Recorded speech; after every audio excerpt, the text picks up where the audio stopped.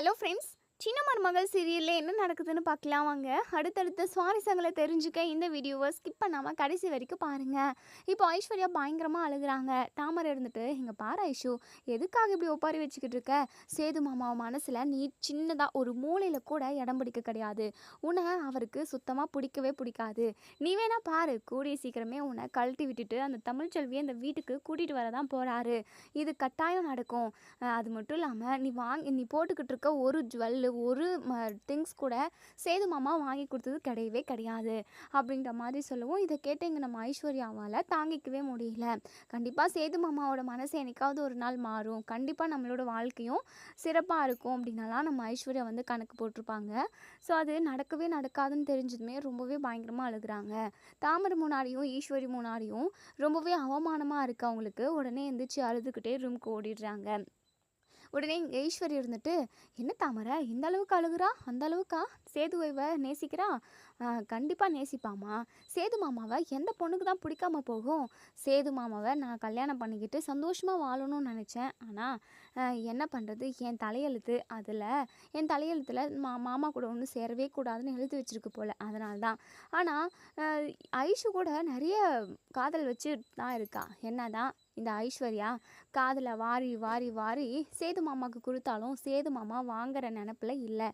ஏன்னா அவருக்கு குழந்த தான் உயிர் அப்படின்னு சொல்லிட்டு நினச்சிக்கிட்டு இருக்காரு. கண்டிப்பாக ஒரு நாள் அந்த தமிழ்ச்செல்வி கூட ஒன்று சேர்ந்து வாழ்கிறேன்னு சொல்லிட்டு போயிட்டு சேது மாமா நிற்க தான் போகிறாரு. அப்போது இந்த ஐஸ்வர்யாவும் தான் நமக்கு எதிராக இருக்காங்களே அந்த இது சாவித்திரி அத்தை, அவங்க எல்லாருமே தலை குனிஞ்சு நிற்க போகிறாங்க. இது கட்டாயம் நடக்குமா அப்படின்னு சொல்லிட்டு ரெண்டு பேருமா பேசி சிரிச்சுக்கிறாங்க. ஸோ ஐஸ்வர்யா ரூமுக்கு போயிட்டு இங்கே சேதுக்கிட்ட, மாமா நான் என்ன மாமா பாவம் பண்ணேன் உங்களுக்கு அப்படி சொல்லிட்டு பயங்கரமாக அழுகுறாங்க. நம்ம சேதுக்கு ஒன்றுமே புரியல. என்ன இஷ்யூ, எதுக்காக நீங்கள் அழுகாமல் பேசு, என்ன விஷயம், ஏதாவது பிரச்சனையா அப்படின்னு சொல்லிட்டு. எனக்கு எல்லாமே நீங்கள் தான் மாமா பிரச்சனை அப்படின்னு சொல்லிட்டு. நான் என்ன பண்ண இஷ்யூ அப்படின்னு சொல்லி கேட்கவும், இங்கே பாருங்கள் மாமா, என் பர்த்டேக்கு நீங்கள் கிஃப்ட் பண்ணீங்கன்னு சொல்லிட்டு நான் எம்பிட்டு சந்தோஷமாக இருந்தேன் தெரியுமா? ஆனால் ஒரே ஒரு பொருள் கூட நீங்கள் வாங்கி கொடுக்கலன்னு தெரிஞ்சதுமே நான் ரொம்ப நொறுங்கி போயிட்டேன் மாமா. எதுக்காக நீங்கள் போய் சொன்னீங்க? ஏன் மாமா, சின்னதாக ஏதாவது கிஃப்ட் வாங்கி கொடுக்கறதுக்கு கூட நான் உங்களுக்கு வருத்தம் இல்லாமல் போயிட்டேன்னா அந்தளவுக்கு ரொம்ப மோசமாக கேவலமானவளாக இருக்கேன்னா என்ன அப்படின்னு சொல்லிட்டு பயங்கரமாக அவங்க மனசில் இருந்ததெல்லாம் கொட்டி தீர்த்து அழுகுறாங்க. நம்ம சேதுக்குமே ரொம்ப மனசு கஷ்டமாக இருக்குது. பிறந்த நாள் அதுமா இப்படி நம்ம இவளை அழ வைக்கக்கூடாது அப்படின்னு சொல்லி நினைக்கிறாங்க. இப்போ என்ன அழுகிறத நிப்பாட்டு ஐஷு, நீ உனக்கே நான் கிஃப்ட் வாங்கி கொடுக்கணும் அப்படி தானே? ஆமாம் மாமா, நீங்கள் 10 ரூபா கொடுத்து ஒரு முழம் பூ வாங்கி கொடுத்தா கூட எனக்கு அதுவே போதும் மாமா. அதே எனக்கு மிகப்பெரிய கிஃப்டாக தான் இருக்கும். 100 ரூபா கொடுத்து ஒரு புடவை வாங்கி கொடுத்தாலுமே நான் ரொம்ப சந்தோஷப்படுவேன். இப்படி லட்சக்கணக்கிலெல்லாம் எனக்கு நீங்கள் வாங்கி கொடுக்கணுன்னு எந்த அவசியமும் இல்லை மாமா. நீங்கள் மனசுக்கு பிடிச்சி ஒரு பொருளை வாங்கி கொடுத்தீங்க அப்படின்னா தாராளமாக அதை நான் ரொம்ப திருப்தியாக ஏற்றுப்பேன் அப்படி சொல்லிட்டு எங்கள் ஐஷு சொல்கிறாங்க. ஸோ இதை கேட்டதுமே எங்கள் சேதுவுமே உடனே அங்கேருந்து கூட்டிகிட்டு போயிட்டு அவங்களுக்கு ஒரு சேலை வாங்கி கொடுக்குறாங்க. மாமா சூப்பராக இருக்குது மாமா அப்படின்னு சொல்லிட்டு நம்ம ஐஷு வந்து ரொம்ப சந்தோஷப்படுறாங்க. அதுக்கப்புறம் ரொம்ப நேரம் அவங்க வெளியிலேயே டைம் ஸ்பெண்ட் பண்ணிவிட்டு ஒரு தள்ளுவண்டி கடையில் பானிபூரியெல்லாம் சாப்பிட்டுட்டு அதுக்கப்புறம் வீட்டுக்கு ரொம்ப லேட்டாக வராங்க. ஸோ அதை பார்த்த தாமரையும் ஈஸ்வரியும் பயங்கரமாக டென்ஷன் ஆகுறாங்க. என்னம்மா இது, இந்த ஐஷு ரொம்பவே அழுதுகிட்டு தானே ரூமுக்கு போனால், இப்போ என்னடனா இவங்க 2 பேரும் எங்கேயோ போய் ஊரை சுற்றிட்டு சந்தோஷமாக வராங்க. ஒருவேளை இந்த ஐஸ்வர்யாவை மாமா ஏற்றுப்பாங்களோ? ஏய் அதெல்லாம் நடக்கவே நடக்காதுடி அப்படின்னு சொல்லிட்டு பேசிக்கிறாங்க. அதுக்கப்புறம் நம்ம ஐஷுவோட ஃபோனெல்லாம் எடுத்து அதாவது சேது வந்து பார்த்துக்கிட்டு இருக்காங்க. என்னம்மாம்மா என் ஃபோனில் பார்த்துக்கிட்டு இருக்கீங்க? இல்லை ஐஷு, என் ஃபோனில் சார்ஜ் கட் ஆகிடுச்சு, சார்ஜ் போட்டிருக்கேன், ஃபோன் இல்லாமல் உட்காந்துக்கிட்டு இருக்க ஒரு மாதிரி போர் அடிக்குது, அதனால தான் கொஞ்ச நேரம் உன் ஃபோனை யூஸ் பண்ணிக்கிட்டோமா அப்படின்னு சொல்லிட்டு. தாராளமாக மாமா, நான் அதாவது என்னையே நான் உங்களுக்கு கொடுத்துட்டேன், என் ஃபோனெல்லாம் ஒரு விஷயமா, தாராளமாக யூஸ் பண்ணிக்கோங்க மாமா அப்படின்னு சொல்லிட்டு ரொம்ப சந்தோஷமாக நம்ம ஐஷு வந்து சொல்கிறாங்க. இப்போ நம்ம சேது வந்து ரொம்ப நேரமாக அவங்க ஃபோனை நுழைக்கிட்டு இருக்காங்க. அதுக்கப்புறம் ஃபேஸ்புக்கு அது இதுன்னு போய் பார்க்குறப்ப தான் ஃபேஸ்புக்கில் அவங்களோட ஐடியில் ஃபோட்டோ போஸ்ட் பண்ணியிருப்பாங்க நம்ம ஐஸ்வர்யா. அந்தமானில் இருக்கிறப்போ அவங்க ஒருத்தவங்கள டீப்பாக லவ் பண்ணாங்க. ஸோ அவங்க அதாவது லவ் பண்ணிக்கிட்டு தான் இருந்தாங்க. ஸோ இந்த ஊருக்கு வர வரைக்குமே. அதுக்கப்புறம் இந்த ஊர்லேயே இந்த ஊர் பையனை தான் கல்யாணம் பண்ணிக்கணும்னு அவங்க அப்பா அம்மா சொன்னதுனால, அவங்க வந்து சரி நம்ம தமிழ்நாட்டு பையனை இங்கேயே பார்த்து நல்ல பையனா பார்த்து கல்யாணம் பண்ணிக்கலான்னுலாம் யோசிச்சு வச்சுருந்துருப்பாங்க. ஸோ ஆனால் அந்த லவ்வுமே மெயின்டைன் ஆயிட்டுக்கிட்டு தான் இருந்தது. ஸோ சேதுவை என்னைக்கு கல்யாணம் பண்ணிக்கலான்னு முடிவு பண்ணாங்களோ, அப்போவே எங்க ஐஷு வந்து அந்த பையன் கூட பேசுறத நிறுத்திட்டாங்க. ஸோ அந்தமான்ல இருந்தப்போ ஹோட்டல், பீச்சு, ரெஸ்டாரண்ட் சொல்லிட்டு அங்கே இங்கேன்னு நல்லா சுற்றியிருப்பாங்க. ஸோ அந்த அளவுக்கு ரொம்ப க்ளோஸாகவும் இருந்திருக்காங்க. ஒரு சில ஃபோட்டோஸ் எல்லாத்தையுமே இங்கே நம்ம சேது பார்த்துட்டு பயங்கரமாக ஷாக் ஆகுறாங்க. அவங்க 2 பேருமே ரொம்ப க்ளோஸாக நெருக்கமாக இருந்தது எல்லாத்தையுமே பார்த்துட்டு பயங்கரமாக ஷாக் ஆகுறாங்க. இவ்வளவா நம்ம கல்யாணம் பண்ணிக்கிட்டு இருந்திருக்கோம் அப்படின்னு சொல்லிட்டு நம்ம சேதுக்கு அப்படியே மண்டை வரைக்கும் சூடு ஏறுது. உடனே இங்கே ஐஷு வந்து வெளியே கிச்சனுக்கு போயிருக்காங்க. ஸோ தண்ணி குடிச்சிட்டு வரதுக்காக குடிச்சிட்டு அப்படியே பாலுமே மாமா ஊற்றிட்டு வரலான்னு சொல்லிட்டு போயிருப்பாங்க போல். ஸோ உடனே இங்கே நம்ம சேது இருந்துட்டு ஐஷு ஐஷு அப்படின்னு சொல்லிட்டு ரொம்ப சத்தமாக கூப்பிட்றாங்க அவங்க ரூமில் இருந்து. ஸோ ஐஷுக்கு காது கேட்கல, ஏன்னா கீழே கிச்சனில் இருக்கிறதுனால. உடனே பயங்கர கோவமாக இங்கே சேது வந்து ஐஷு ஐஷுன்னு சொல்லிட்டு மேலேருந்து கீழே அவங்க ரூமில் இருந்து வராங்க. உடனே இங்கே நம்ம மோகனா வந்து ஹாலில் இருக்காங்க. மோகனாவும் அதுக்கப்புறம் இந்த ஈஸ்வரி, அதுக்கப்புறம் தாமரை, சாவித்திரின்னு இவங்க எல்லாருமே இருக்காங்க. உடனே இங்கே நம்ம மோகனா இருந்துட்டு என்னையா சேது ஏன் இப்படி ஐஷுவை ஏலம் போட்டுக்கிட்டு வர அப்படின்னு சொல்லி கேட்கவும், உடனே இங்கே நம்ம சேது இருந்துட்டு நான் இப்போவே ஐஷுவை பார்த்தாகணும் அப்படின்னு சொல்லிட்டு இங்கே தான் என் கிச்சனில் இருக்கா, நான் போய் கூட்டிகிட்டு வரேன் அப்படின்னு சொல்லிட்டு மோகனா கிச்சனில் இருக்கிற ஐஷுவை கூட்டிகிட்டு வர போகிறாங்க.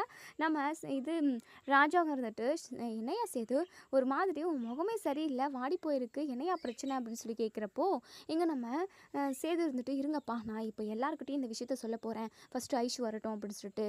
உடனே இங்கே ஈஸ்வரிக்கு ஒரு மாதிரி பதட்டமாக இருக்குது. சேதுவோட முகத்தை பார்த்தா ஏதோ பிரச்சனை போல். என்னவா இருக்கும்? ஏயா சேது என்னையா விஷயம், கொஞ்ச நேரம் பொறுமையாக இருக்கேலா அப்படின்னு சொல்லிட்டு. உடனே இங்கே ஐஸ்வர்யா வந்ததுமே ஐஸ்வர்யா இது என்ன அப்படின்னு சொல்லிட்டு ஃபோட்டோவை காட்டுறாங்க. ஸோ அதை பார்த்ததுமே அப்படிங்கிற ரத்த கண்ணீர் வருது இங்கே நம்ம ஐஸ்வர்யாவுக்கு. ஏன்னா பழைய ஞாபகங்கள் எல்லாமே திரும்ப வந்திருக்கும். ஏன்னா அவங்க கூட 4-5 வருஷம் அவங்க ஒன்றா சுற்றிருக்காங்க, டீப்பாக லவ் பண்ணியிருக்காங்க. இது எல்லாமே ரீகால் பண்ணி பார்க்குறாங்க. ஐயோ நம்ம இதெல்லாம் இருக்குன்ற ஞாபகம் இல்லாமல் ஃபோனை மாமா கிட்ட கொடுத்துட்டோமே, ஐயோ நம்ம எக்ஸ் லவர் கூட நெருக்கமாக இருந்தது, க்ளோஸாக இருந்தது எல்லாத்தையுமே மாமா பார்த்துருப்பாரு போல். ஐயோ கடவுளே, ஐயோ பெரிய தப்பு பண்ணிட்டியடி, இதனால் ஏதாவது பிரச்சனை வருமோ அப்படின்னாலும் சொல்லிட்டு ரொம்பவே பயந்து போயிருக்காங்க இங்கே நம்ம ஐஷு. திருட்டு முழிக்கிறாங்க. அப்படியே கண்ணில் இருந்து தண்ணியாக ஒழுகுது, கண்ணெல்லாம் அப்படியே ரெட்டாக மாறிடுச்சு. இங்கே நம்ம ஐஸ்வர்யா இருந்துட்டு ஏயா சேது என்னையா அது அப்படின்னு சொல்லிட்டு நீங்களே பாருங்க சின்னம்மா அப்படின்னு சொல்லிட்டு காட்டுறாங்க. ஃபோனை பார்த்துட்டு இங்கே நம்ம ஈஸ்வரியுமே அப்படி கதறி போகிறாங்க, அப்படி கதறாங்க, பயங்கரமாக ஷாக் ஆகுறாங்க. உடனே இங்கே நம்ம ஐஷுக்கு என்ன சொல்கிறதுனே தெரியல. ஈஸ்வரி இருந்துட்டு ஐஷு என்ன ஐஷு இதெல்லாம் அப்படின்னு சொல்லிட்டு அது வந்து ஆண்டி அதெல்லாம் ரொம்ப நாளைக்கு முன்னாடி இது அப்படின்னு சொல்லிட்டு. உடனே இங்கே சேது இருந்துட்டு ஏன் ஐஷு இந்த விஷயத்த என்கிட்ட நீ சொல்லவே இல்லை, இங்கே பாரு ஐஷு யாரையோ ஒருத்தனை நல்லா டீப்பாக லவ் பண்ணி கல்யாணம் பண்ணியிருக்கேன், இந்த விஷயம் என்கிட்ட சொல்லவே இல்லை அப்படின்னு சொல்லிட்டு. அது வந்து மாமா அது வந்து உங்களை எனக்கு ரொம்ப பிடிச்சிருது மாமா, அதனால தான் நான் அவங்கள வந்து நான் பிரேக்கப் பண்ணிட்டேன் அப்படின்னு சொல்லிட்டு. ஓஹோ அப்போது என்கிட்ட இந்த விஷயத்த சொல்லாமல் நீ மறைச்சிட்ட. உடனே இங்கே ஈஸ்வர் இருந்துட்டு சேது இதெல்லாம் பெரிய விஷயமாயா, உனக்கே கல்யாணம் ஆகிருக்கு, ஏற்கனவே கல்யாணம் ஆனவன் தானே நீ, இதெல்லாம் கேட்கலாமா அப்படின்னு சொல்லிட்டு. போது நிறுத்துங்க சின்னம்மா, நான் என்ன கல்யாணம் வேணும்னு சொல்லிட்டு அலைஞ்சிக்கிட்டு இருந்தேன்னா என்ன, இந்த தமிழ்ச்செல்வி மேலே இருந்து கோவத்தினால் மட்டும்தான் நான் இப்படி பண்ணேன். எங்கள் பாரு ஐஷு நீ என்னை விட்டு விலகிறது தான் கரெக்டாக இருக்கும். மாமா என்ன மாமா சொல்கிறீங்க? ஆமாம் ஆமாம் ஐஷு, ஏன்னா எனக்குமே ஒரு கல்யாண வாழ்க்கையில் ரன் ஆகிக்கிட்டு இருக்கிறது எனக்கு சுத்தமாக பிடிக்கல. நான் என் குழந்தைங்க கூட நான் டைம் ஸ்பெண்ட் பண்ணணும்னு நினைக்கிறேன். அதை தாண்டி எனக்கு ஒரு பொண்டாட்டி கூட நாம் கல்யாண வாழ்க்கை வாழுவோம் அப்படின்ற எண்ணமெல்லாம் எனக்கு துளி கூட கிடையாது. தயவு செஞ்சு நீ லவ் பண்ண பையனாவே கல்யாணம் பண்ணிக்கோ அப்படின்னு சொல்லிட்டு சேது வந்து ஒரு தெளிவான ஒரு தீர்க்கமான ஒரு முடிவு எடுத்து சொல்கிறாங்க. இப்போ இங்கே ஈஸ்வரிக்கு பயங்கரமாக பதட்டமாகுது. இங்கே பாரியா சேது என்னையா இப்படி சொல்லிட்டுனா ஐஷுவோட வாழ்க்கை என்ன ஆகுறது, இங்கே பாரியா கொஞ்சம் பொறுமையாக அறியா, உனக்கே ஏற்கனவே கல்யாணம் போது நிறுத்துங்க பெரிய சின்னம்மா, திரும்ப திரும்ப அதுவே பேசிக்கிட்டு இருக்காதீங்க. எனக்கு கோவம் வந்துரும் பார்த்துக்கோங்க. எனக்கு கல்யாண வாழ்க்கையில் இருக்கிறது சுத்தமாக பிடிக்கல. நான் என் குழந்தைங்களுக்கு கூட இருக்கணும்னு நான் நினைக்கிறேன். அப்படிதான் அப்படின்னு சொல்லிட்டு உடனே ஈஸ்வரி இருந்துட்டு, ஓ சேது எனக்கு புரிஞ்சிருச்சியா, நீ அந்த தமிழ்ச்செல்வி கூட ஒன்று சேர்ந்து வாழணும்னு நினைக்கிற, அதுக்காக தானே ஐஸ்வர்யாவை டிவோர்ஸ் பண்ணிடலாம்னு நினைக்கிறேன் அப்படின்னு சொல்லவும், இல்லை சின்னம்மா, கண்டிப்பாக நான் எப்போவுமே தமிழ்ச்செல்வியை மன்னிக்கவே மாட்டேன். ஏன்னா அவள் பண்ண தப்பு அப்படி. அவள் மிகப்பெரிய துரோகம் பண்ணியிருக்கா இந்த குடும்பத்துக்கு. என் அப்பாவே ஜெயிலுக்கு அனுப்பியிருக்கா. என் அப்பா சொன்னதை கேட்காம அவங்க ஃப்ரெண்டுக்கு ஹெல்ப் பண்ணி அது மூலமாக என் அப்பா ஜெயில் தண்டனை அனுபவிச்சிருக்காரு. அது எதையுமே எப்போவுமே நான் மறக்கவே மாட்டேன். அவளை மன்னிக்கவும் மாட்டேன். அதே சமயம் எனக்கு ஐஷு கூட ஒன்று சேர்ந்து வாழவும் பிடிக்கல அப்படின்னு சொல்லிட்டு எங்க தாமரைக்கும், எங்க சாவித்திரிக்கும் ரொம்ப ரொம்ப சந்தோஷமா இருக்கு. ஏய் சூப்பர்டி அப்படின்னலாம் சொல்லி பேசிக்கிறாங்க. உடனே இங்க நம்ம ஐஷு இருந்துட்டு, இல்ல மாமா எனக்கு உங்கள தான் பிடிச்சிருக்கு. நான் உங்க கூட ஒண்ணு சேர்ந்து வாழணும்னு தான் நினைக்கிறேன்.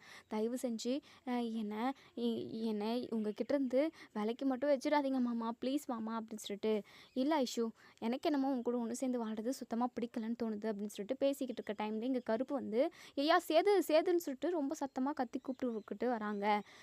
உடனே இங்க நம்ம சேது இருந்துட்டு, என்ன மாமா, என்ன விஷயம், எதுக்காக இப்படி மூச்சு வாங்க ஓடி வரீங்க அப்படின்னு சொல்லிட்டு, ஐயா சேது எனக்கு இப்போதான் ஏன் ஒரு விஷயம் தெரிய வந்தது. ஐஷு இது தமிழ்ச்செல்வி மேலே எந்த தப்பும் இல்லையா, இங்கே பாரு அதுக்கான ஆதாரத்தை அப்படின்னு சொல்லிட்டு உடனே இங்கே நம்ம அதாவது யார் யாருன்னா ஈஸ்வரி, அதுக்கப்புறம் நம்ம ஐஷு, இவங்க எல்லாருமே மூணு பேரும் போட்ட பிளான் வந்து இங்கே நம்ம கருப்புக்கு தெரிய வந்திருக்கு. ஸோ இது எல்லாமே இங்கே நம்ம காவ்யா கிட்டேருந்து தான் வாங்கிட்டு வந்திருப்பாங்க. காவ்யாவுக்கு தான் இந்த விஷயம் தெரிய வந்திருக்கு. ஸோ காவ்யா தான் இதை வீடியோ ஆதாரமாக எடுத்து கருப்புக்கு அனுப்பி விட்டுருப்பாங்க போல். கருப்புமே எல்லா விஷயத்தையுமே சொல்கிறாங்க. தமிழ்ச்செல்வி அவங்க அப்பாவுக்கு கால் பண்ணி அவங்க ஃப்ரெண்டையும் அவங்க ஃப்ரெண்டோட லவரையும் ஒன்று சேர்த்து வைக்கலாம் சொல்லவே இல்லை. தமிழ்ச்செல்வி வாய்ஸில் பேசுனது இந்த ஐஷு தான் அப்படின்னு சொல்கிறாங்க. ஸோ இதை கேட்டேங்க நம்ம சேது பயங்கரமாக ஷாக் ஆகுறாங்க. என்ன மாமா சொல்கிற அப்படின்னு சொல்லி கேட்கவும், ஆமாம் மாப்பிள்ளை, இப்போ தான் எனக்கு இந்த விஷயம் தெரிய வந்தது. கோவிலுக்கு வந்திருந்த இடத்துல இது காவ்யாவும் வந்திருந்தாங்க. காவ்யா தான் எனக்கு இந்த விஷயத்தவே சொன்னாங்க. ரொம்ப நாளைக்கு முன்னாடியே இந்த விஷயம் அவங்களுக்கு தெரிய வந்திருக்கு போல். ஆனால் அவங்க இங்கே வர முடியாத சுச்சுவேஷன் ஆகிருக்கு. அதான் இப்போ என்கிட்ட இந்த விஷயத்த சொல்லி இந்த வீடியோ ஆதாரத்தையுமே என்கிட்ட அனுப்பிவிட்டாங்க. அதாவது உங்கள் அப்பா ஜெயிலுக்கு போனதுக்கு காரணம் தோ இங்கே நிற்கிறாங்களே இவங்க தான், இந்த ஈஸ்வரியும் இந்த ஈஸ்வரியோட பொண்ணு சித்ராவும் இந்த ஐஸ்வர்யா, இவங்க 3 பேருமா சேர்ந்து செஞ்ச சதி மட்டும்தான், சதி வேலை தான் இது. தமிழ்ச்செல்வி பாவம், ஒவ்வொரு டைமும் தமிழ்ச்செல்வி தப்பு பண்ணலை அப்படிங்கிற விஷயம் தெரிய வந்து தமிழ்ச்செல்வியை நம்ம நல்லவங்கன்னு சொல்லிட்டு நினைக்கிறோம். ஆனால் அதுக்கு முன்னாடி தமிழ்ச்செல்வி மேலே நம்ம நம்பிக்கை வைக்காமல் போயிட்டோமே. தமிழ்ச்செல்வி பாவம், குழந்தைங்கள வயிற்றில் வச்சுக்கிட்டு குழந்தைய பெற்றும் குழந்தைங்க அங்கே ஒன்று இங்கே ஒன்றுன்னு சொல்லிட்டு தனித்தனியாக நீங்கள் 2 பேரும் பிரிஞ்சு இதெல்லாம் நல்லாவா இருக்கியா சேது, இங்கே பாரியா, இதுக்கப்புறம் இந்த ஐஸ்வர்யாவை நீ பொண்டாட்டியை ஏற்றுக்காத, இவ்வளோ அத்து விடு. தமிழ்ச்செல்வி நீ குழந்தைங்கன்னு சொல்லிட்டு எல்லாருமே குடும்பமாக ஒன்று சேர்ந்து வாழணும்யா, அதுதான் நல்லா இருக்கும்யா அப்படின்னு சொல்லிட்டு இங்கே நம்ம கருப்பு வந்து சொல்கிறாங்க. ஸோ இதை கேட்ட இங்கே நம்ம சேது இருந்துட்டு, இருங்க மாமா, முடிக்க வேண்டிய கடனை ஃபஸ்ட்டு முடிப்போம், அதுக்கப்புறம் என்ன பண்ணுறதோ யோசிப்போம். உடனே ஐஸ்வர்யா கிட்ட போயிட்டு பல்லாருன்னு ஒரு அறை விடுறாங்க. அப்படியே கிர்ன்னு சுற்றிட்டு போயிட்டு கீழே விழுந்துடுறாங்க. உடனே ஈஸ்வர்யா அப்படியே பதறி போகிறாங்க. அப்படி கை கால்லாம் நடுங்குது. ஏன்னா ஐஸ்வர்யாவுக்கு விழுந்த அடி அப்படி. உடனே ஐஸ்வர் இருந்துட்டு பயங்கரமாக அழுகுறாங்க. மாமா அது வந்து மாமா இவர் பொய் சொல்கிறாரு அப்படின்னு சொல்லிட்டு, போது நிறுத்தடி, என் மாமா என்றைக்குமே பொய் சொல்லவே மாட்டார். ஒழுங்காக உண்மையை சொல்ல போறியா, இல்லை உன்னை சுட்டு பொசுக்கவா, அந்த துப்பாக்கி எடுத்துகிட்டு வா கருப்பு மாமா அப்படின்னு சொல்லவும் உடனே துப்பாக்கி எடுத்துகிட்டு வந்து இங்கே நம்ம சேதுக்கிட்ட கொடுக்குறாங்க. சேது இருந்துட்டு துப்பாக்கி காட்டி, ஏய் உண்மையை சொல்லுடி அப்படின்னு சொல்லிட்டு பயத்தில் இங்கே நம்ம ஐஸ்வர்யாவுமே நடந்தது என்னன்றதை சொல்லிடுறாங்க. தமிழ்ச்செல்வி மேலே எந்த தப்பும் இல்லைன்றத இப்போது எல்லாருமே தெரிஞ்சுக்கிறாங்க. ராஜாங்கத்துக்கு ரொம்பவே குற்ற உணர்ச்சியாக இருக்குது. தப்பு செய்யாமல் நம்ம தமிழ்ச்செல்விக்கு மிகப்பெரிய தண்டனை கொடுத்துட்டோமே, மாசமாக இருக்கான்னு கூட நினைக்காம அவளுக்கு மிகப்பெரிய தண்டனையை சேது கொடுத்துட்டானே அப்படின்னு சொல்லிட்டு ரொம்பவே கூனி குறுக்கி போகிறாங்க.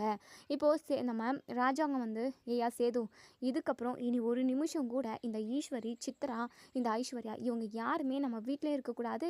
அதே சமயம் தப்பு செஞ்சால் அவுட் ஹவுஸ் அது இதுன்னு சொல்லிட்டு நம்ம விட்டு வச்சுருந்தோம், அப்படியும் இருக்கக்கூடாது. இனிமே இந்த வீட்டு பக்கம் இவங்க 3 பேரும் திரும்பி கூட பார்க்கக்கூடாது அப்படின்னு சொல்கிறாங்க. ஸோ இதை கேட்ட ஈஸ்வரிக்கு ரொம்பவே பதட்டமாயிடுது. ஏன்னா இந்த வீட்டை விட்டு போனால் அவங்களுக்கு வேறு நாதி கிடையாது. அதாவது பிச்சை எடுக்கணும். ஒவ்வொரு வேளை சாப்பாட்டுக்கும் அவங்க ரொம்ப கஷ்டப்பட வேண்டிய சுச்சுவேஷன் ஆகிடும். ஸோ எங்கே அப்படி ஒரு நிலமை நமக்கு வந்துருமோன்னு சொல்லிட்டு ஈஸ்வரி பயங்கரமாக அழுகுறாங்க. அழுதுகிட்டே ராஜாங்கத்தோட காலில் விழுந்து, மாமா என்னை மன்னிச்சிடுங்க மாமா அப்படி சொல்லிட்டு, இங்கே பாரு இம்புட்டு பெரிய காரியத்தை செஞ்சுட்டு ஒரு நிறமாச கர்ப்பிணி இந்த வீட்டை விட்டு வெளியே அனுப்பினப்போ கூட நீ இங்கே தானே இருந்திருப்ப. அப்போ கூட நீ இந்த விஷயத்தை யார்கிட்டையுமே சொல்லாமல் இருந்திருக்கே. உனக்கெல்லாம் கொஞ்சமாவது மனசாட்சி இருக்கா? சேதுவும் தமிழ்ச்செல்வியும் ஒன்று சேர்ந்து சந்தோஷமாக வாழணும்னு நீ நினைக்கவே இல்லை. சேது கூட தமிழ்ச்செல்வியை சேர்த்து வைக்கவே கூடாது, இவங்களை 2 பேரும் நிரந்தரமாக பிரிச்சணும்னு சொல்லிட்டு தான் நீ முதல்ல இருந்தே பிளான் பண்ணிக்கிட்டு இருந்த. இங்கே பாரு ஈஸ்வரி, இதுக்கப்புறம் உனக்கு மன்னிப்பே கிடையாது. இம்புட்டு பெரிய சம்பவத்தை செஞ்சுட்டு சாதாரணமாக ஒரே ஒரு வார்த்தையாக மன்னிப்புன்னு மட்டும் நீ கேட்டுட்ட அப்படின்னா அதை நான் உங்களை ஏற்றுக்கிட்டு மன்னிச்சு உன்னை ஏற்றுக்கணுமா? இங்கே பாரு, உனக்கான தண்டனை நான் கொடுத்தே ஆகுவேன். நான் சொன்னது தான். இதுக்கப்புறம் ஒரு நிமிஷம் கூட நீ இந்த வீட்டில் இருக்கக்கூடாது, வெளியே போடி அப்படின்னு சொல்லிட்டு பயங்கர சத்தமாக பேசுகிறாங்க. ஸோ ஈஸ்வரிக்கு வேறு வழியே இல்லை. ராஜாங்க ரொம்ப கடுமையாக ஒரு தீர்க்கமான முடிவை சொல்லிட்டாங்க. உடனே சேதுக்கிட்டேயும் இங்கே நம்ம ஈஸ்வரி வந்து கெஞ்சுறாங்க. ஐயா சேது, நீ சொல்லியா, நீ சொன்ன அப்படின்னா கண்டிப்பாக இது ராஜாங்க மாமா என்னை வீட்டை விட்டு வெளியே அனுப்ப மாட்டாங்க. இங்கே உங்களை விட்டுட்டு நான் போயிட்டேன் அப்படின்னா எனக்கு யார் இருக்காங்க? உன்னை நான் கெஞ்சு கேட்டுக்கிறேன்யா, உன் காலில் கூட விழுறேன்யா, நான் இங்கே இருக்கணும், தயவு செஞ்சு அதுக்கு நீ எனக்கு உதவி செய்யா அப்படின்னு சொல்லிட்டு இங்கே நம்ம ஈஸ்வரி வந்து பயங்கரமாக கெஞ்சுறாங்க. ஆனால் சேதுவோட மனசு எப்படி இலகும்? அப்படிலாம் கண்டிப்பாக இலகவே இலகாது. ஏன்னா மிகப்பெரிய பாவத்தை செஞ்சுருக்காங்க. ஒரே ஒரு காரணத்துக்காக தான் தமிழ்ச்செல்வியை வீட்டை விட்டு அனுப்புனதே நம்ம சேது. தன்னோட அப்பா ஜெயிலுக்கு போனதுக்கு காரணம் தமிழ்ச்செல்வி. இந்த தமிழ்ச்செல்வியால் அப்பா ரொம்பவே கஷ்டத்தை அனுபவிச்சிட்டாரு. ஜெயிலில் போட்டு எப்படி அடித்தாங்க, இது எல்லாத்தையுமே தாங்கிக்க முடியாமல் தான் நம்ம தமிழ்ச்செல்வியை சேது வந்து வீட்டை விட்டு வெளியே அனுப்பி வைப்பாங்க. ஸோ இன்றைக்கி அந்த நிமிஷத்தை யோசித்து பார்த்தா கூட நம்ம சேதுக்கு ரொம்பவே கண் கலங்குது. ஏன்னா அந்த அளவுக்கு தமிழ்ச்செல்வியை வந்து ரொம்பவே காயப்படுத்தியிருப்பாங்க, ரொம்பவே அவமானப்படுத்தியிருப்பாங்க. ஒவ்வொரு வார்த்தையும் அவங்கள எப்படியெல்லாம் குத்திருக்கோன்ற இதை நினச்சாவே இங்கே நம்ம சேதுக்கு ரொம்பவே கஷ்டமாக இருக்குது.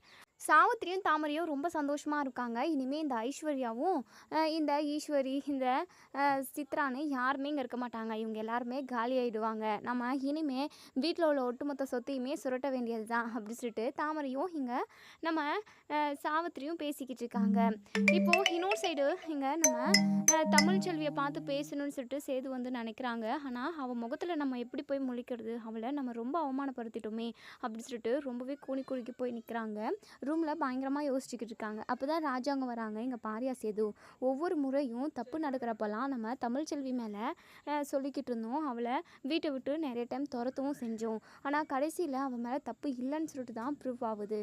அப்படி இருக்கிறப்போ நம்ம கொஞ்சம் எந்த முடிவு எடுத்தாலும் யோசித்து தான் ஏன் பண்ணணும் அப்படி சொல்லிட்டு இங்கே நம்ம ராஜா வந்து சொல்கிறாங்க. இங்கே பாரியா சேது, நீ ஒரு நிமிஷம் கூட லேட் பண்ணாதியா, நீ இப்போவே தமிழ்ச்செல்விக்கிட்ட போய் பேசு. தமிழ்ச்செல்வியையும் குழந்தைங்களையும் நீ நம்ம வீட்டுக்கு கூட்டிகிட்டு வாயா, அவங்க இங்கே இருக்க வேண்டிய ஆட்கள்.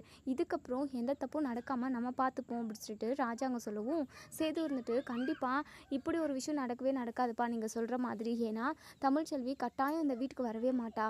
ஏன்னா குழந்தைங்க மேலே சத்தியம் பண்ணியிருக்கா. குழந்தைங்கள வயிற்றில் வச்சுக்கிட்டு இந்த வீட்டுக்கு பக்கம் நான் திரும்ப மாட்டேன், இந்த வீட்டில் காலடி எடுத்து வைக்க மாட்டேன்ற ஒரு உறுதிமொழி மாதிரி சொல்லிட்டு போயிருக்காப்பா. அவள் சும்மாவே அதாவது ரொம்பவே பிடிவாதம் பிடிக்குவா. இப்போ போயிட்டு நான் கேட்டேன், அவகிட்ட மன்னிப்பு கேட்டேன்னா கூட அவள் கண்டிப்பாக நம்ம வீட்டுக்கு திரும்ப வரமாட்டாப்பா, எனக்கு என்ன பண்ணுறதுனே தெரியல அப்படின்னு சொல்லிட்டு ரொம்பவே குழம்பி போயிருக்காங்க. நம்ம ராஜாங்க இருந்துட்டு எப்படியாவது சேதுவோட வாழ்க்கை சரியாகணும் அப்படின்னு சொல்லி நினைக்கிறாங்க. இப்போ சேது பயங்கரமாக யோசித்து ஒரு முடிவுக்கு வந்திருக்காங்க. என்ன முடிவு அப்படின்னா, இப்போ நம்ம தமிழ்ச்செல்வி வந்து கண்டிப்பாக இந்த வீட்டுக்கு வர மாட்டாங்க. ஸோ அதனால் நம்ம சேது வந்து அவங்க வீட்டுக்கு போகிறாங்க.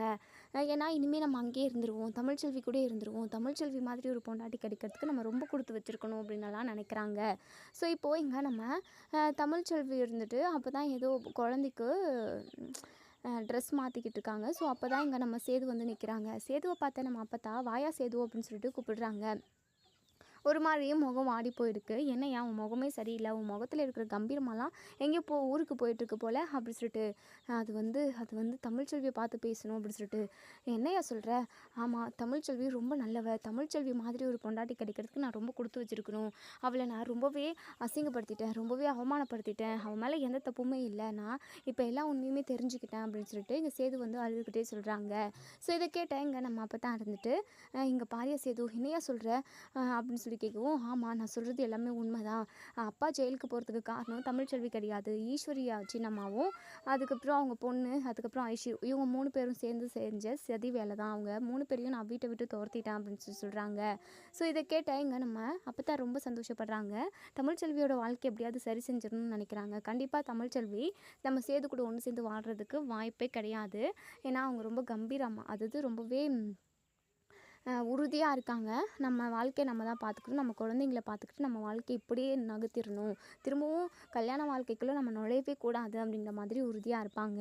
நம்ம சேதுவோட குடும்பத்தில் உள்ள ஒட்டுமொத்த பேருமே அவமானப்படுத்தினாங்களே நம்ம தமிழ்ச்செல்வி, அது எந்த நிமிஷமும் நம்ம தமிழ்ச்செல்வியை மறக்கவே மாட்டாங்க. ஸோ இதோட இந்த ரிவ்யூ முடியுது. இதுக்கப்புறம் என்ன நடக்கு சொல்லி வெயிட் பண்ணி பார்ப்போம் ஃப்ரெண்ட்ஸ். சேது நம்ம தமிழ்ச்செல்வி கிட்ட பேசினாங்க அப்படின்னா தமிழ்ச்செல்வியோட மனசு மாறுமா? தமிழ்ச்செல்வி சேது கூட ஒன்று சேர்ந்து வாழ்வாங்களா? இல்லை நம்ம தமிழ்ச்செல்வியை அது தமிழ்ச்செல்வி அவங்கள ஏற்றுக்கவே மாட்டாங்களா? என்ன நடக்கும் அப்படின்றத நம்ம வரப்போகிற எபிசோடில் பார்த்து தெரிஞ்சுப்போம். அதே சமயம் நம்ம தமிழ்ச்செல்வியும் நம்ம சேதுவும் ஒன்று சேர்ந்தாங்க அப்படின்னா 2 குழந்தையும் ஒரே இடத்துல இருக்கும். ஸோ இதுதான் நல்லது அப்படின்னு நீங்கள் நினச்சிங்க அப்படின்னா கமெண்ட் பாக்ஸில் கமெண்ட் பண்ணி தெரிவிங்க. வீடியோ பிடிச்சிருந்தா லைக் பண்ணி ஷேர் பண்ணி தெரிவிங்க. சேனலை மறக்காமல் சப்ஸ்கிரைப் பண்ணிக்கோங்க, பெல் ஐக்கானையும் கிளிக் பண்ணிக்கோங்க. தேங்க்யூ.